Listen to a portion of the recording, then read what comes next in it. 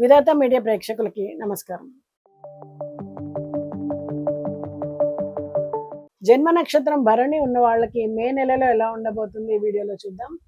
మన తెలుగు సాంప్రదాయం ప్రకారం వేద జ్యోతిష శాస్త్రం ప్రకారము జన్మ నక్షత్రం వ్యక్తి జీవితానికి పునాది. చంద్రుడు ఉన్నటువంటి నక్షత్రం ఆధారంగా ఆ వ్యక్తి యొక్క ఆలోచనలు, స్వభావం, నిర్ణయాలు ప్రభావితం అవుతాయి.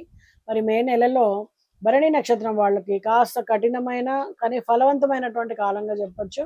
మీరు చేసే ప్రతి పనిలో కూడా శ్రమ ఎక్కువగా ఉండొచ్చు, కానీ చివరికి మాత్రం మంచి ఫలితం ఉంటుంది.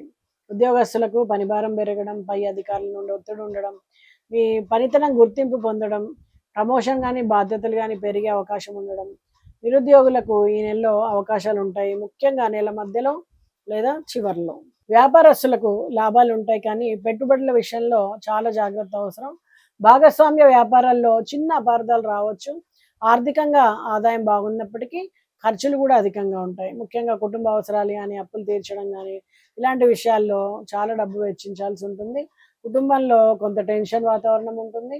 మీరు కొంచెం కోపాన్ని తగ్గించుకుంటే సంబంధాలు మెరుగవుతాయి. జీవిత భాగస్వామితో మాట్లాడేటప్పుడు ఓపిక అవసరం. ఆరోగ్యపరంగా జీవితంలో వేడి, కడుపు సమస్యలు, అలసట వలన ఇబ్బందులు ఉండొచ్చు. నీరు ఎక్కువగా తాగడం, తేలికపాటి ఆహారం తీసుకోవడం మంచిది.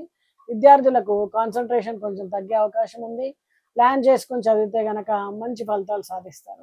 ఈ నెలలో ఆధ్యాత్మిక వైపు దృష్టి పెరుగుతుంది. దేవాలయ సందర్శనాలు ఉంటాయి. మానసికంగా ప్రశాంతత లభిస్తుంది.